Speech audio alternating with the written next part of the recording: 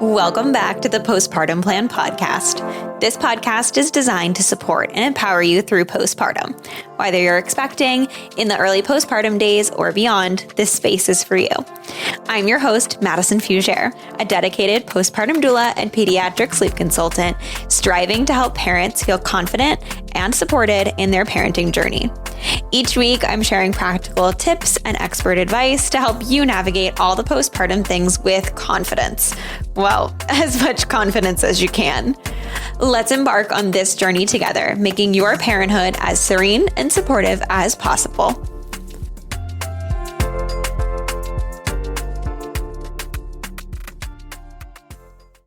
I'm super excited because today's guest is Shelly Taft. She is back on the podcast with me. She did do some episodes in the past, so definitely head back and listen to those. Shelly is a licensed practical nurse, an IBCLC, and an infant sleep coach who has been supporting families in Massachusetts and Rhode Island since 2007. She helps families navigate feeding and sleeping challenges with calm, judgment-free support. And when she's not working one-on-one with families, you'll find her teaching classes on childbirth, breastfeeding, and tummy time throughout Worcester County. I'm so excited to have her back on the podcast to chat all things pumps. So let's get into it. Yay, Shelly's back, you guys. It's going to be a fun time. I'm back. It's so exciting. If you guys haven't, go listen to Shelly's podcast. She's got lots of fun stuff over there. But today, I'm excited to have you back so we can dive into just explaining the 101s of pumping and just what pumps do and all the different settings. And there's so many buttons sometimes and it's just overwhelming. So I'm happy to have you here and to kind of walk us through that so people can feel a bit more confident as they walk into using their pumps for the, first or, 17th time. Yeah, I'm glad to be here. It can be confusing, especially now that there's so many choices in the market. I feel like that's a great place to start. Do you have pumps or things that people should specifically be looking for or not looking for or looking to not have when they're looking to buy a pump or to get one through their insurance? That's a great question. I think it really just all depends on what your goals are for pumping. Right. Also your milk supply. Are you primarily using the pump to try to bring up low milk supply? Because that's going to make a difference on which pump you choose as well. Yeah, gotcha. Do you suggest people get their pumps before having baby then, or waiting until they kind of see where their milk supply is at and then getting them and ordering them after? I think it's okay to get your pump before you have your baby, but I would not recommend opening it. Okay. Before you have your baby, because it is considered personal medical equipment. So once you open it, unless you can show that it came faulty or broken, you can't really return it and opt for a different pump. If it breaks and it's still covered under warranty, you can return it to get a new one. Yep. But you can't call them up and just be like, hey, I picked this pump, but now my baby's in the NICU and I have low milk supply and I need this pump instead, but I've already been using this pump for a week. Right. They're gonna say no, and you're just out that cost. Right. And then you end up buying, I hear so many people then and they don't like this pump or don't like that pump. They buy a second or even a third pump and they're purchasing them on their own. And some insurances, I've actually heard some of my clients say after a certain period of time, they're able to get a second pump through insurance, but it's not as common as I would hope. So yeah, I feel like definitely that's a great point of not opening it. I feel like everybody just wants to nest and get everything set up, but that's such a good point. Cool. So now I guess we kind of just want to talk about, we could start with the standard, what they call the quote unquote hospital grade, which I know is not really a term that we're kind of using, right? But which kinds of pumps do you see the most, I guess? And kind of, could you walk us through what the different settings or buttons and such on those types of machines might look like? I would say the most popular pump in our area, which is Boston and surrounding areas, tends to be the Spectra. Which is good because it is a great pump. I do like the Spectra. I'm not here to promote one brand over another. But in general, the Spectra is a good pump. We call it the workhorse. It will get the job done. It's got a good motor. Right now, I would, when a parent comes to me and says, what kind of pump should I look into getting? And they're not looking for anything specific. They just want general information. I usually do recommend the Spectra S1 or the Spectra S2. They are the same pump. One just has battery as well as plug-in, and that's really the the only difference Right. Right. really. So they say you're mobile, but realistically, you're still carrying around like a pretty large pump, but you're not tethered to a wall Right. at least. Exactly. Yeah. So, Yeah. But you yeah. can pump much easier in the car and things like Yeah. that. Yeah. I love that. Cool. And then do you want to kind of touch upon the difference between like a closed and an open system? Because some people were talking about those the other day, and I know that there's still some pumps on the market that don't have fully closed systems, right? Or am I making There this are, up? but not that many. Okay. Some of the much older pumps are not a closed system, but it's pretty standard to have a closed system now with Okay. pumps. And Cool. all that means is that there's no way for milk to get like sucked into the machinery or it's supposed to be not even the tubing, black faux protectors protect it from getting in there. Okay. So really what they used to say is if it was a closed system, it could be used for multiple users. I don't necessarily think that that's advisable, but it does mean that there's less risk of things getting up into where we don't want them to get up. Absolutely. That makes sense. Yeah, I figured when I was doing my doula training, we talked a lot about those. And granted, that was a handful of years ago now, but like I have seen people kind of, that have older children use like pumps that they had in prior. And some of them are still are different types of older systems. And Mhm. it's so interesting to see. And I've always thought that I'm like, why wouldn't we just make it so that everything is like a closed system so that nothing is getting into these motors, right? Like Yeah, I feel like we're far enough in technology. right. But Yeah. And I think they pretty much are standard yeah, now that's to great to be a know. closed system. That's Mhm. awesome to know. I love that. So, will you kind of walk us through what types of settings people might find on a pump? Yeah, so it's going to look different for every pump. Some pumps have more choices in terms of settings than others. Sometimes I think there's a lot of pumps out there that just have too many choices. Yeah. And that can be really overwhelming and confusing to parents. But Yeah. basically, even the basic pumps, you'll have your vacuum level, and then the number of sucks per minute is the other number, the Okay. cycling number. So your cycle and then your vacuum. Okay. So if Cool. you have a pump like a Spectra S1 or S2, the number on the left is going to be your cycle and the number on the right is going to be your vacuum level. But if you have like one of the older Medela pumps that doesn't have a digital display, you have one knob for vacuum and Mm, one knob for the cycle.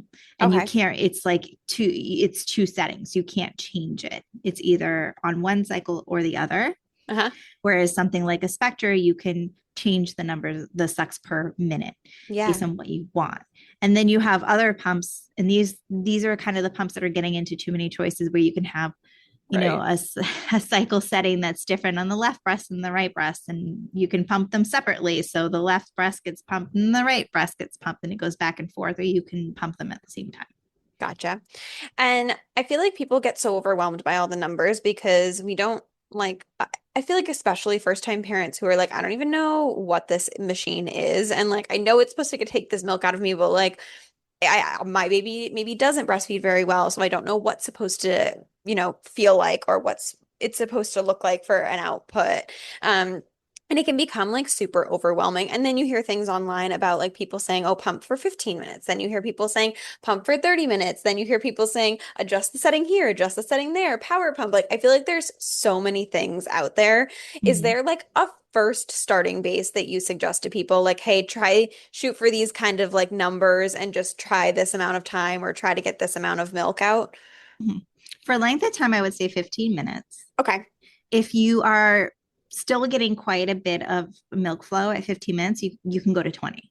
Okay. But for the most part, I don't encourage pumping longer than 20 minutes because then you just feel like, especially if you are triple feeding or exclusively pumping, Right. let's look at exclusive pumping. If you're pumping at least 8 times a day in a 24-hour period and you're going to be pumping 30 minutes each time, how sustainable and realistic is that? Absolutely. 30 minutes is a long time versus like 15 to 20. Right, right. Absolutely. So it can feel, I feel like overwhelming, especially with the triple feeding, the pumping, trying to like, and already, especially in the newborn days, like you're just finishing feeding baby and pumping, and then, they're back up and awake and ready to eat again. Mhm. So that's really reassuring to hear when it comes to kind of like timelines for that. That's great to know. And then when people are kind of pumping for the first time with these vacuum and cycle settings, what should they be shooting for? What should they be looking for or feeling and things like that? So the vacuum should be as high as it can go while you're still comfortable. Okay. So that's going to look a little different for everyone. And even with one person, it can look a little different throughout the day. Okay. So like maybe someone in the morning, after they got a good night's rest, they can have a little bit of a higher vacuum. But if they're pumping multiple times throughout the day, maybe by the end of the day, their nipples are feeling a little tender from all the pumping. And so they might go to a lower suction level, a vacuum level, and that's perfectly fine. But pumping should never, ever, ever hurt. It should feel like a gentle pulling and tugging, much like when the baby's latched well to the breast. Cranking the vacuum up all the way is not going to give you more milk if it Mm, hurts, because then your right. body, who doesn't know the difference between any sorts of types of danger, only knows that you're in pain, thinks you're being attacked, and is going to slow down your milk flow. Because if you're Yeah. getting stalked by a tiger in the jungle, your body is not going to be like, well, this is the time to let the milk flow, right? Your body's going Right. to be like, something's wrong. I'm feeling pain or I'm feeling danger. And we need to trickle down this milk flow so that you can get to safety. Okay. So, and I most parents realize this by now, or at least taught this in the hospital before they were discharged, because I did see at the beginning of my practice when I started 11 years ago, I did see a lot more moms who were just cranking it up in an attempt to Yeah. get more milk than I do now. Yeah. So that would be the vacuum. And again, it's going to look different. It can look different from day to day or throughout the day. When we're looking at the cycle setting, most pumps will have at least the two basic settings, where the first setting is like a faster sucking.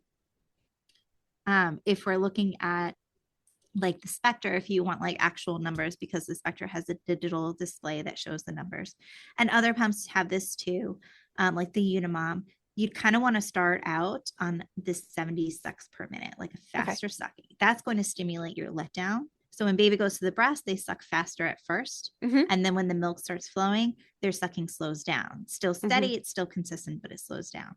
Okay. So 70 is a good number to shoot for, or just the faster setting on your pump if you got a Yeah. more basic pump. And there's nothing wrong with having a more basic pump.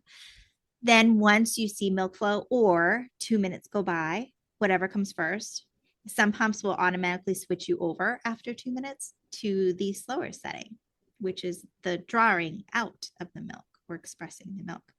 On a Spectra, that's going to be like a 54.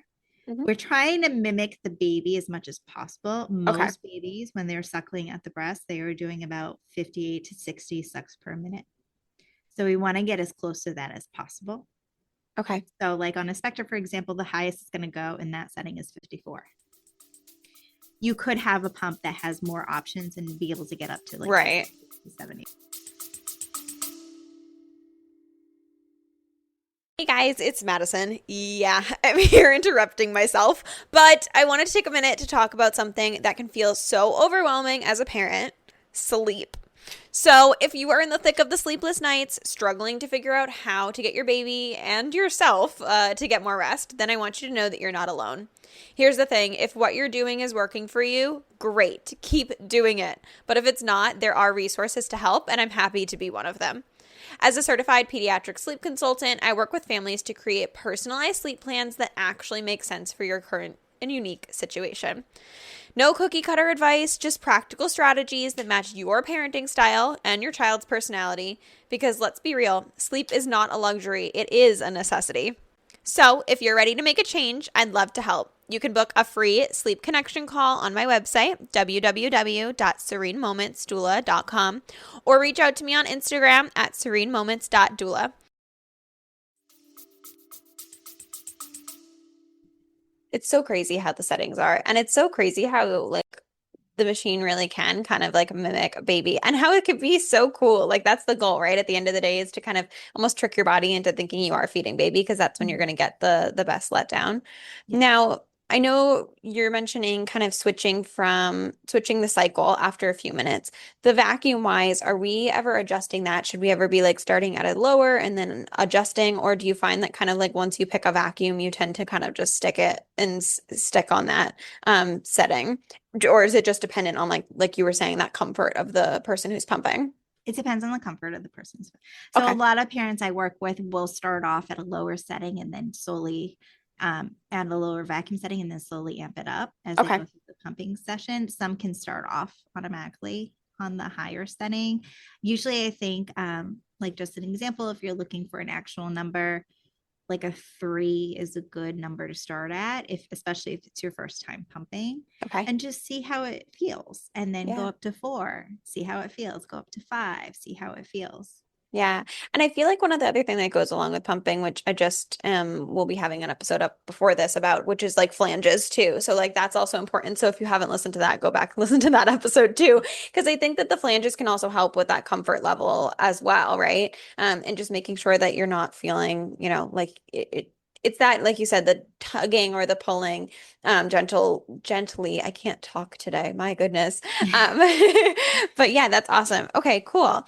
And then when it comes to secondary pumps, like the hands-free ones I think of in particular, are we similar settings wise on those? I know that we talk a lot about how, first pumps, primary pumps tend to have a better suction and a better output more times than not versus, a hands-free one. But I would love to kind of know your input on kind of if that settings should be the same or what people could expect from a primary pump output versus maybe a secondary. I know every output's going to be super different depending on a person, but Yeah, you want to try to mimic those settings with the secondary pumps okay. as well, which are more the more portable ones are the ones that you're talking about, right? Yeah, yeah. Yeah. And the reason why we call them the secondary pumps is because the motors are just not as strong. And so drain the breast if for most people less efficiently Okay. than something like a plug-in pump. Okay. Um, it's the concept of being able to tuck a pump into your bra and go about your day is great. I love that concept. Yeah, Unfortunately, for most people, it doesn't work as well. right. And if you are, especially if you're trying to increase supply, but if you're Right. struggling with supply or you're dependent on the pump a lot, it can end up dropping your supply over Okay. time. The other thing about those pumps is they're kind of built with a certain and specific breast shape and size in mind. Mm, And if you don't fit that model, it can be uncomfortable no matter what okay. flange size you're using, no matter how you're positioning it into the breast. I know a lot of parents that get more plug ducts when they start to rely on those Mm, pumps that, more often than the other pumps because it doesn't drain them enough. okay. And when they work well, they work amazing. I knew a surgeon that, it just happened to work well for her. She was the Yeah. exception to the rule, and she would do 12 to 16-hour surgeries and just tuck the pump in before scrubbing in, and the OR nurse would turn the pump on and off throughout the That's surgery. amazing. And it Imagine. just worked really well for her, but she's more the exception Yeah. than the rule, which is why we kind of refer to them as your pump B, Uh-huh. where if you need to pump and you can't access your regular standard pump that will get the job done, pumping with one of these more portable pumps is still better than not pumping at all. I love that. But unless you know for sure that it works for you, like you're one of those parents that it works for you just as well as the other pump, you don't want to rely on it too much. Okay, awesome. And then since we're just talking about different types of pumps, I feel like it's like so important to mention just like manual hand pumps. And then also I'd love to get your info and input on some of the different milk cup catcher passive pump collectors or quote unquote passive pump collectors, right? Like Hakas or things like that too, and kind of where you feel that those kind of fit in into the pumping world as people are kind of navigating all of that. I think manual pumps are great. There are a lot of people who actually respond better to a manual pump than Yeah. electric pump and will get more milk and feel better drained from those pumps. They tend to work better if you are not planning on doing a lot of pumping. Like maybe Hmm. you're going to be a stay-at-home parent and you don't really leave your kids that much. By the time I had my third, I was a stay-at-home parent. And I had quite a lot of milk. I had an oversupply. By the time I had my third, I was like, I'm not buying another electric pump. I Yeah. barely leave my house. Like I can make it work with the manual. Yeah. So those are good options. And it's also good to just have one to just stash in your glove box in case you're on your Right. way home from work and you get stuck in a massive traffic jam and your breasts are going to explode because they're so full. Yeah. You can just whip it out and pump in the car quite easily. Or they can be a good option too if you have to like go on a plane ride and you don't want to lug your electric pump on the Yeah. plane and pump with that. You can pump with the manual pump as well. Yeah. It's so funny because I have seen for sure. Well, it's not funny, it's just true that I really have had a lot of clients who have responded really, really well to the hand pump. I had one client who worked with her lactation consultant and tried probably like she had two or three pumps herself, all electric pumps.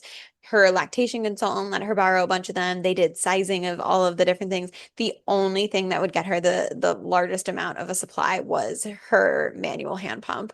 So she's like, well, this is what I'm doing. Yeah. And for some people that's just truly, it just truly is, which is like Mhm. so cool to see how it's like just that true connection with your own body and being able to kind of like be in tune with that, and Right. how it responds. It's so cool.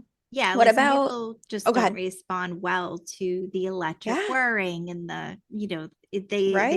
respond better if they are holding, because with the manual pump, you're pumping one side at a time, and most moms will hold the breast while they do it and compress the breast while they Yep. do it. So those are times where it's a really good option.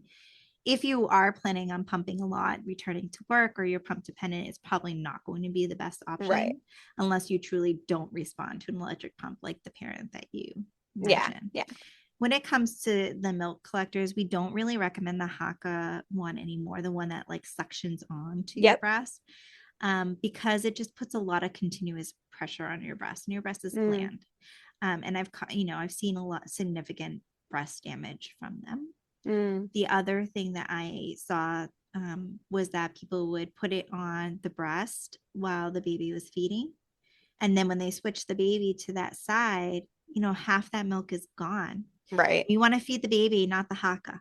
Right. Baby gets first dibs is what I Yes. tell a lot of my clients, Yeah. right? Yeah.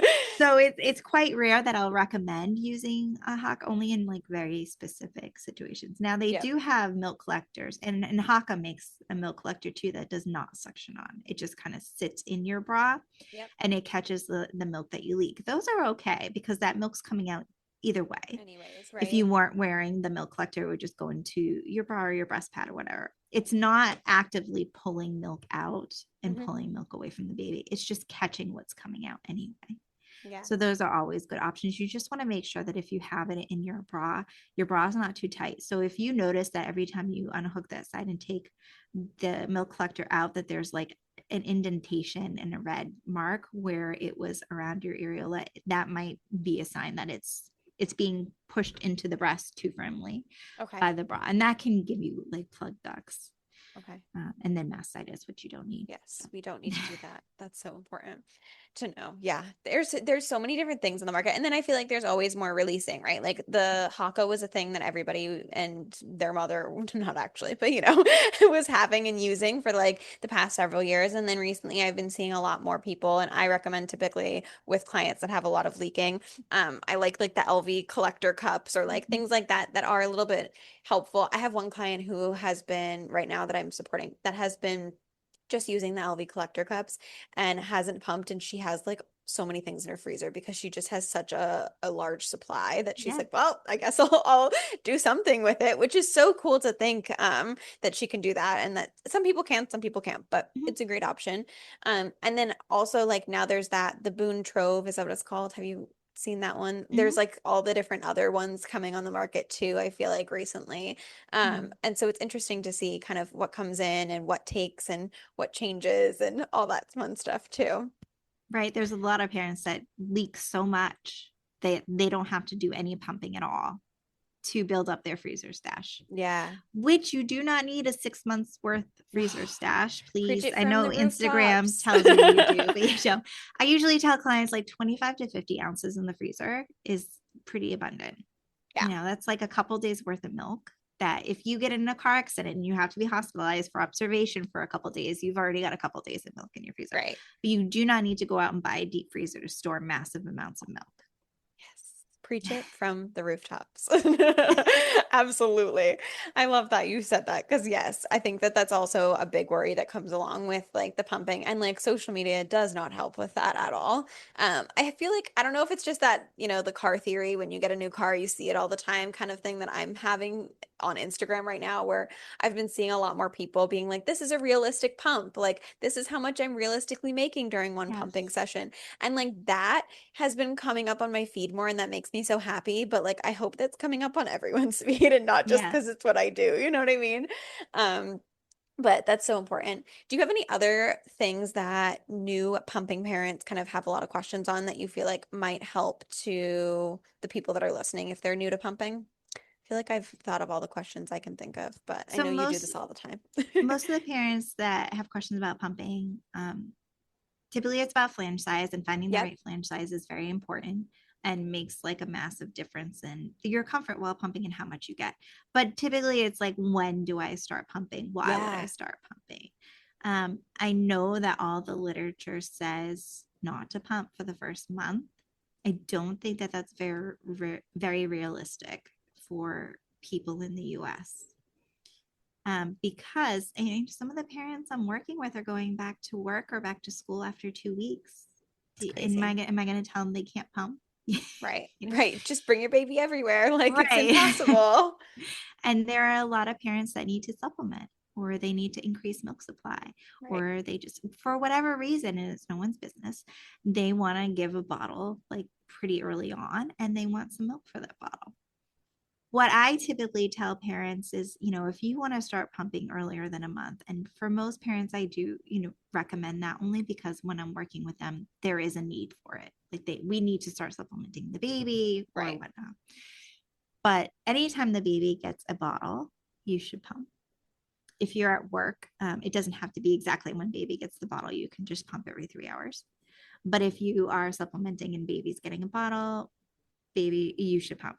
And that includes overnight. I have a lot of parents that are like, well, I want dad to give a bottle in the overnight so I can sleep a little bit longer. The only problem with that is, if you sleep through a feeding without removing milk from your breasts or your chest, it's going to drop your supply, Yeah. especially in that first 6 weeks. So at least for the first 6 weeks, if your partner is giving the baby a bottle in the middle of the night, you should still get up to pump. Now, sitting up in bed, throwing the pump on for 15 minutes, throwing it all in a cooler with an ice pack that you keep at your bedside table, and then laying back down, you're still going to get more sleep than if you're getting up, changing baby's diaper, Right. feeding them, burping them, settling them back down. Right. And you can kind of So, sleep sitting up with a pump. With a yes. baby, like we would try to stay awake, even though I know it's hard, but like you should be trying to stay awake. So yeah, it's a lot Right. different. Right. So you can still get more sleep by taking shifts with your partner in the overnight, or having someone offer the baby in the overnight, but you still should get up and pump, and at least until 6 weeks, and possibly longer depending on your situation, what's going on. If you're looking to build up a freezer stash, I would say, at 2 weeks, start pumping after the first morning feeding. So that's the first feeding that you are out of bed for and up for the day. Feed your baby on both sides, and then double pump for 15 minutes and throw that milk in the freezer. And that's the start of your stash. It's not something you have to do every day, especially if you are someone who gets a lot of milk, especially in the Right. mornings. Then you don't have to do it every day. But if your goal is like, okay, I want to have those 50 ounces stored up before I go back to work, that can be a way that you're doing it. And then if baby gets a bottle, you're taking milk out of that freezer stash to give the baby the bottle, but you're going to pump to Pump replace to the milk that replenish. you took out. Love that. Yes. That's so good. I feel like it's overwhelming to know when, and it can be frustrating, I think, for a lot of people to hear like, oh, just because I'm giving a bottle, that means I can't, like they think that exactly like you said, oh well, the goal was for me to be able to sleep more, and so it can feel like defeating, but then exactly like you said, it's so much quicker. You can sleep sitting up, lay back down. It can still be really, really helpful to introduce a bottle if you're trying to get more sleep in that Mhm. aspect of things. And I know, I feel like majority of the families that I talk to, and the families that I work with do often end up doing kind of that like split night with their partners if they have the ability to, because it does tend to help with everybody getting a little bit more sleep than you typically would if, Right. everybody's tandeming everything. Yeah, especially if you are triple feeding. And if you are triple feeding, you shouldn't be triple feeding for longer than 2 weeks at the max.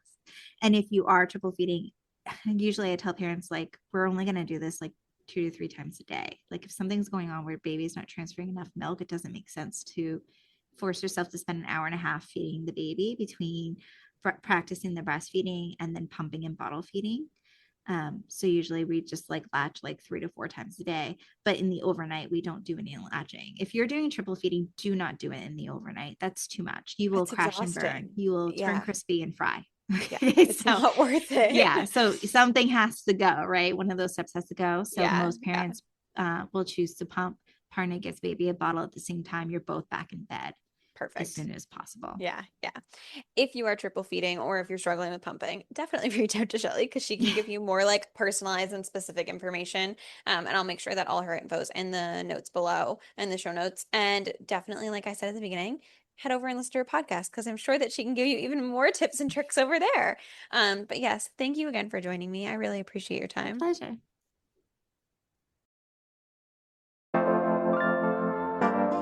Thank you so much for tuning into the Postpartum Plan podcast. I hope that today's episode brought you support, relatability, and valuable insight. Remember, you're not alone on this journey. If you enjoyed the show, please subscribe and leave a review and share with any of your prenatal and postpartum friends and family. Your feedback helps us reach more parents seeking support.